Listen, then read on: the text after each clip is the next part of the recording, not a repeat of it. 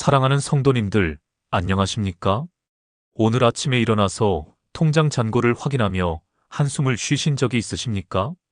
월말이 되면 어김없이 찾아오는 각종 고지서들을 보며 가슴이 답답해지신 적이 있으십니까? 아이들 교육비, 부모님 병원비, 집 대출금까지 생각하다 보면 밤잠을 이루지 못하신 적이 있으십니까? 정말 그렇지 않습니까? 2025년 지금 이 시대를 살아가는 믿음의 가족들에게 물질적인 어려움은 정말 현실적이고 절실한 고민입니다.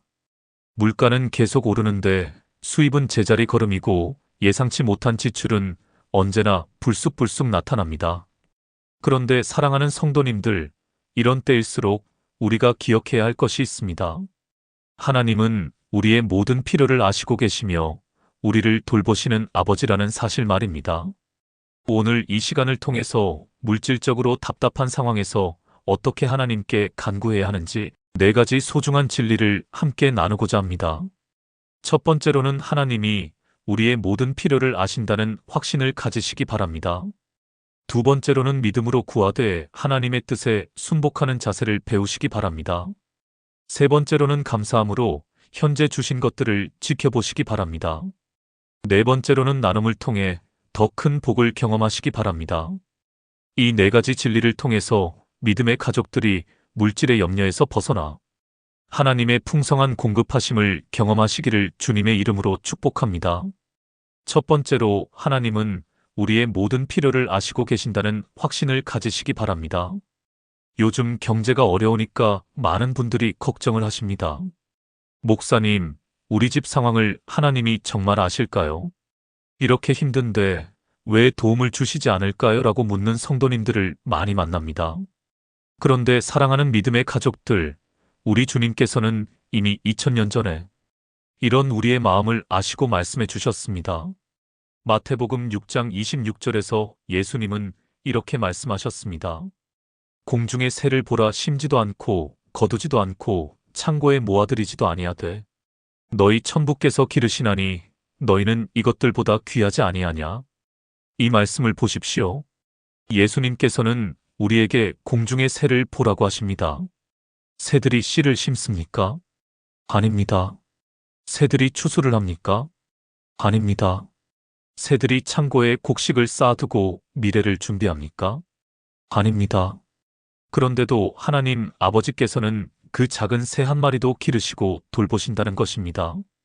그렇다면 하나님의 형상으로 지음받고 예수 그리스도의 보혈로 구원받은 우리는 얼마나 더 귀한 존재이겠습니까? 지난주에 우리 교회 한 집사님이 간증을 해주셨습니다. 코로나 때문에 운영하던 작은 식당이 문을 닫게 되었다고 하더군요. 빚은 쌓여가고 월세는 밀리고 정말 막막한 상황이었다고 합니다. 그런데 그때 이 말씀을 붙잡고 매일 새벽 기도를 나왔다고 하더군요. 하나님 아버지, 제 상황을 아시죠? 새도 기르시는 아버지께서 저희 가족을 버리시지는 않으실 줄 믿습니다라고 기도했다고 합니다. 그런데 놀라운 일이 일어났습니다.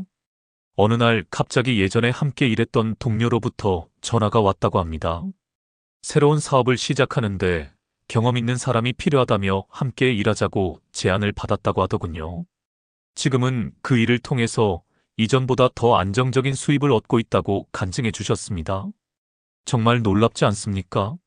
하나님은 우리가 생각지도 못한 방법으로 우리의 필요를 채워주시는 분이십니다.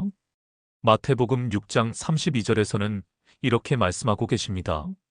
이는 다 이방인들이 구하는 것이라 너희 하늘 아버지께서 이 모든 것이 너희에게 있어야 할 줄을 아시느니라.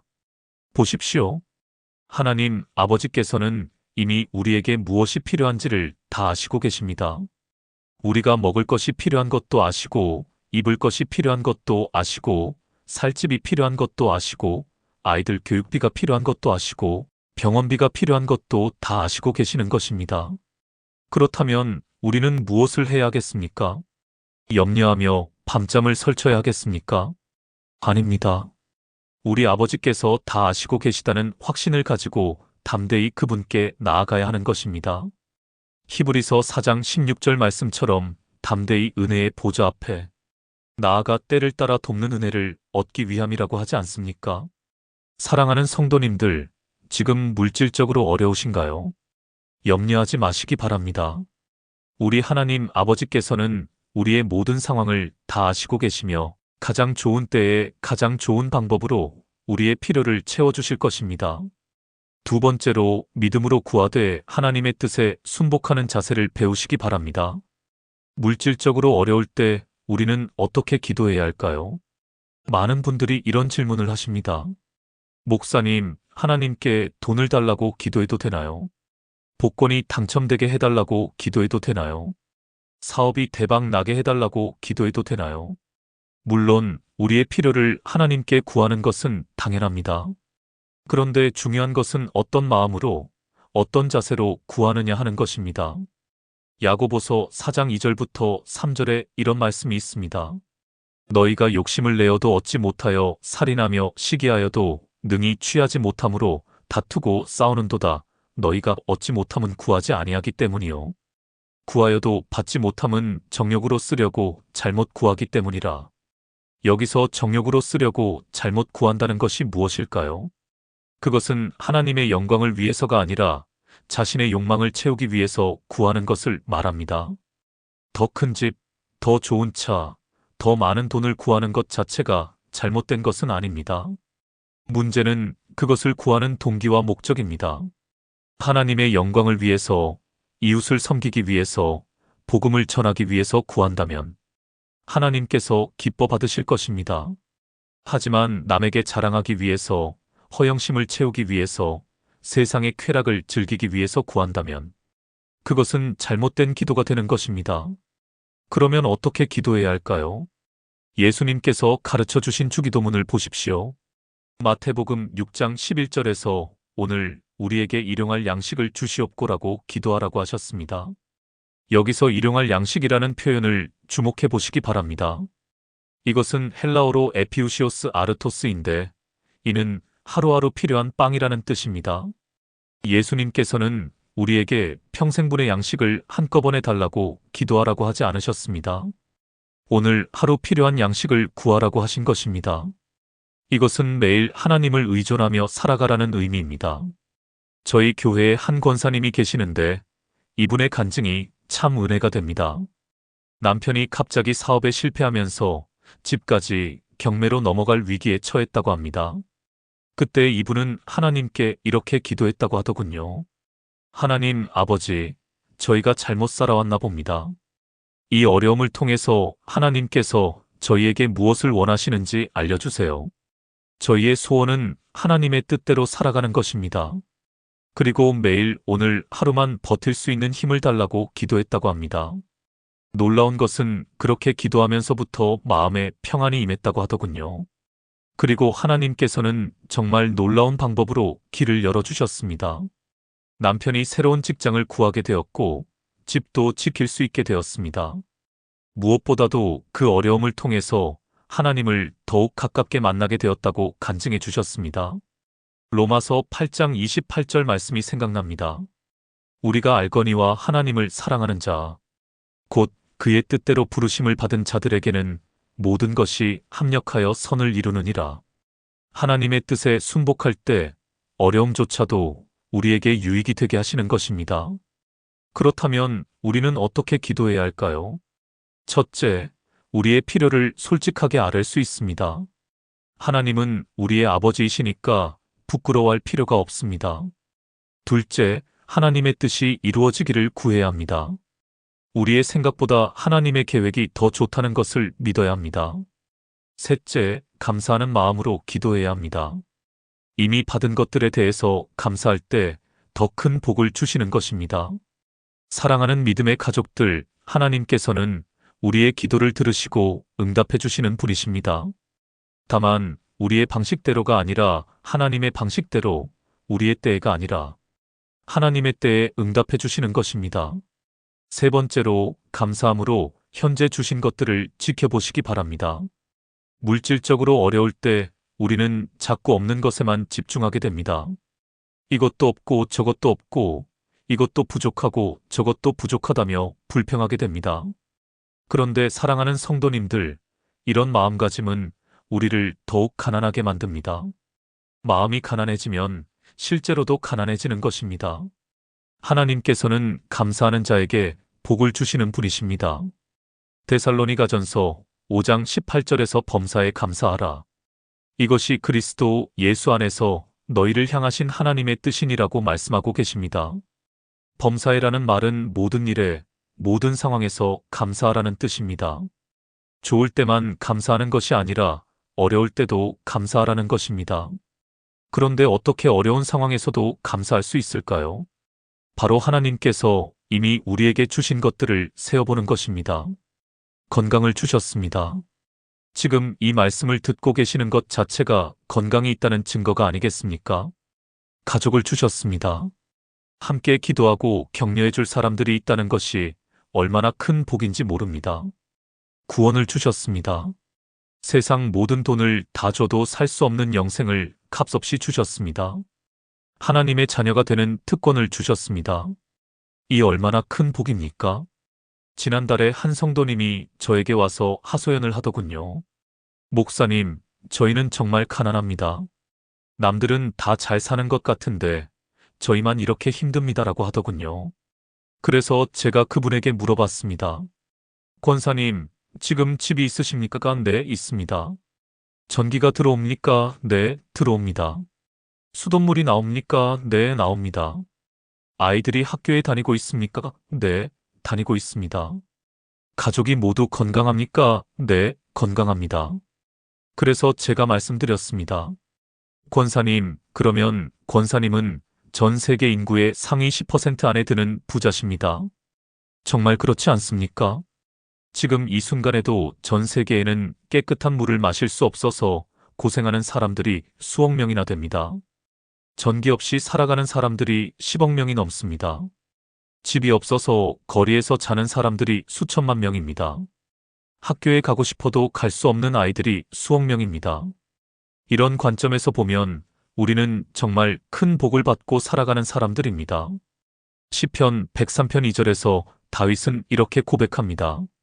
내 영혼아 여호와를 송축하며 그의 모든 은택을 잊지 말지어다. 여기서 모든 은택을 잊지 말라고 했습니다. 은택이라는 것은 하나님께서 우리에게 베풀어 주신 모든 좋은 것들을 말합니다. 우리는 이것들을 기억하고 감사해야 하는 것입니다. 그런데 많은 사람들이 이미 받은 것들은 당연하게 여기고 없는 것들만 원망합니다. 이것이 바로 불행의 시작입니다. 하나님께서는 감사하는 자에게 더 많은 복을 주시는 분이십니다. 누가복음 17장에 보면 예수님께서 10명의 나병 환자를 고쳐주셨는데 그 중에서 한 사람만 돌아와서 감사를 표했습니다. 그때 예수님께서 그 사람에게 하신 말씀이 무엇입니까? 내 믿음이 너를 구원하였느니라. 감사하는 마음이 더 큰 복을 가져다 주는 것입니다. 사랑하는 성도님들, 지금 물질적으로 어려우시더라도 이미 주신 것들을 세어보시기 바랍니다. 생명을 주신 것, 건강을 주신 것, 가족을 주신 것, 신앙을 주신 것, 교회를 주신 것, 이 모든 것들이 하나님의 은혜가 아니겠습니까? 이런 것들을 감사할 때 하나님께서는 물질의 복도 더하여 주실 것입니다. 네 번째로 나눔을 통해 더 큰 복을 경험하시기 바랍니다. 목사님, 지금 우리도 부족한데 어떻게 남을 도울 수 있습니까? 라고 묻는 분들이 많습니다. 이해할 만합니다. 자신도 어려운데 남에게 나눠줄 여유가 있겠습니까? 그런데 놀라운 것은 하나님의 경제 원리는 세상의 경제 원리와 다르다는 것입니다. 세상에서는 주면 없어지지만 하나님의 나라에서는 주면 더 많아집니다. 누가복음 6장 38절에서 예수님은 이렇게 말씀하셨습니다. 주라 그리하면 너희에게 줄 것이니 곧 후히 되어 누르고 흔들어 넘치도록 하여 너희 품에 안겨주리라. 너희가 헤아리는 그 헤아림으로 너희도 헤아림을 받을 것이니라. 여기서 후히 되어 누르고 흔들어 넘치도록이라는 표현을 보십시오. 이것은 당시에 곡식을 되질 때 사용하던 표현입니다. 그대로 곡식을 담을 때 꾹꾹 눌러 담고 흔들어서 빈 공간을 없앤 다음에 넘치도록 담아주는 것을 말합니다. 하나님께서는 우리가 나눌 때 이런 방식으로 갚아주신다는 것입니다. 우리가 한 움큼 나누면 하나님께서는 한 대로 갚아주시고 우리가 한 대 나누면 하나님께서는 한 말로 갚아주시는 것입니다. 고린도후서 9장 6절에서도 바울은 이렇게 말합니다. 이것이 곧 적게 심는 자는 적게 거두고 많이 심는 자는 많이 거둔다 하는 말이로다. 나눔은 씨를 심는 것과 같습니다. 씨를 심지 않으면 열매를 거둘 수 없습니다. 아무리 땅이 좋고 날씨가 좋아도 씨를 심지 않으면 아무것도 거둘 수 없는 것입니다. 마찬가지로 나누지 않으면 하나님의 복을 받을 수 없습니다. 그런데 여기서 중요한 것은 무엇을 나누느냐가 아니라 어떤 마음으로 나누느냐 하는 것입니다. 마가복음 12장에 보면 가난한 과부가 연보개에 동전 2개를 넣는 이야기가 나옵니다. 그때 예수님께서 하신 말씀이 무엇입니까? 이 가난한 과부는 연보개에 넣는 모든 사람보다 많이 넣었도다. 액수로는 가장 적었지만 정성으로는 가장 많이 넣었다는 것입니다. 하나님은 우리가 얼마를 내는지가 아니라 얼마나 정성스럽게 내는지를 보시는 것입니다. 우리 교회에 한 청년이 있는데 참 감동적인 간증을 해주었습니다. 아르바이트를 해서 한 달에 80만 원 정도 벌어서 생활하고 있다고 하더군요. 그런데 그 청년이 매달 11조를 8만 원씩 정확히 낸다고 합니다.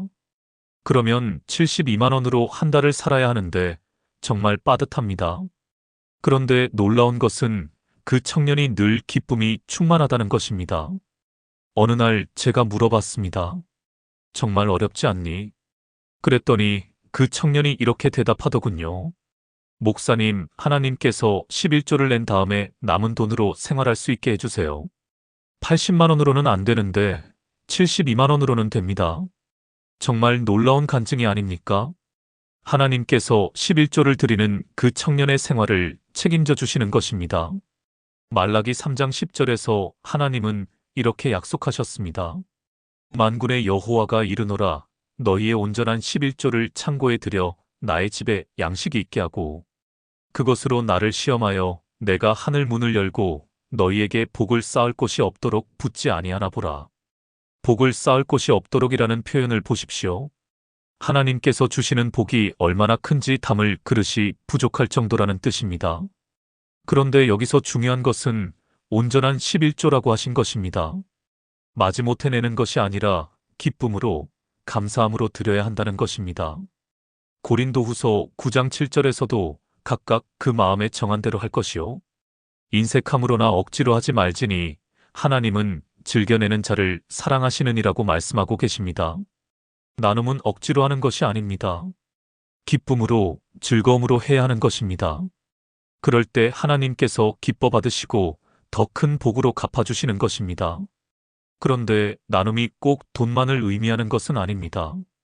시간을 나누고, 재능을 나누고, 사랑을 나누는 것도 나눔입니다. 어려운 이웃을 위해서 기도해 주는 것도 나눔이고, 위로의 말 한마디를 건네는 것도 나눔입니다. 하나님께서는 이런 모든 나눔을 기억하시고 갚아주시는 분이십니다. 사랑하는 성도님들, 지금 물질적으로 어려우시더라도 나눔을 멈추지 마시기 바랍니다. 작은 것이라도 기쁨으로 나누시기 바랍니다. 그럴 때 하나님께서는 우리의 창고를 넘치도록 채워주실 것입니다. 사랑하는 믿음의 가족들, 오늘 우리가 함께 나눈 4가지 진리를 다시 한번 되새겨 보겠습니다.